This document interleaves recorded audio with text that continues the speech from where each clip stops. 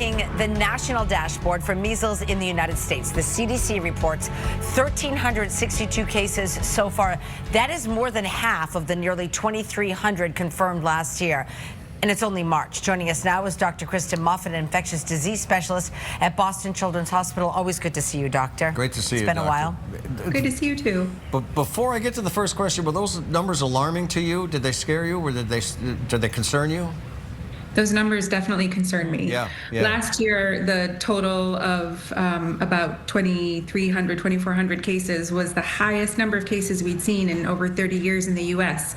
And we're only in March right now, and we're already at over half of the cases that we saw in the entire year last year. Many of the cases this year are due to an ongoing outbreak in South Carolina, but that is an outbreak that continues to surge. There are cases being reported in other jurisdictions, so it's very alarming, and we will very likely surpass numbers this year of measles cases even from last year. Well, and I was going to ask you if you think this means it's going to be a worse year. You know, I know you need a crystal ball to look at it, but nonetheless, do you think it's still going to be a worse year?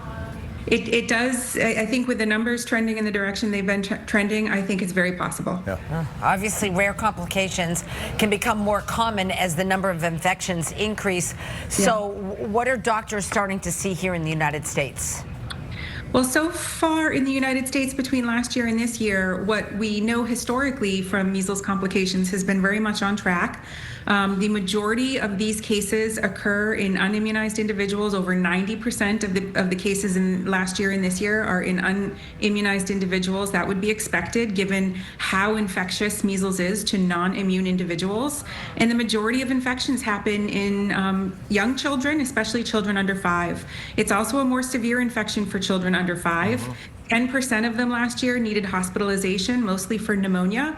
But another complication that we see from the measles, about 1 in 1,000, and these usually are children, get an infection of the central nervous system called encephalitis. We've seen at least one case so far this year. It can take some time, though, to diagnose that.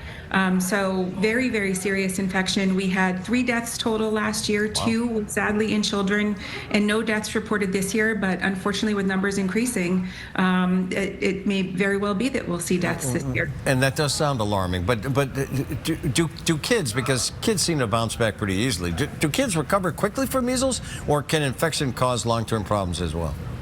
So it can take weeks, sometimes even months to recover. It can have a lot to do with how severe the infection was for the child as well.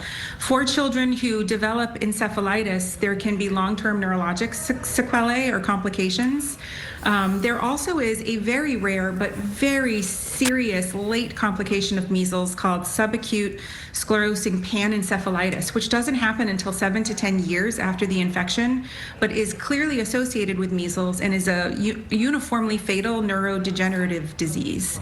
And more commonly, though, I would also just mention that it is now very well known that a measles infection really wipes out the pre-existing immunity, particularly of children. So we know that measles infection, the virus directly infects immune cells and causes what's called immune amnesia, and this increases a child's susceptibility to other infections for years following a measles infection. And we know that that is unique to measles infection and does not happen after the MMR, and that is true regardless of whether it was not even considered a severe measles infection. So anyone with measles is more susceptible to other infections after their measles infection. All important information. Dr. Moffitt, thanks so much. Stay well. Thanks, Dr. Moffitt.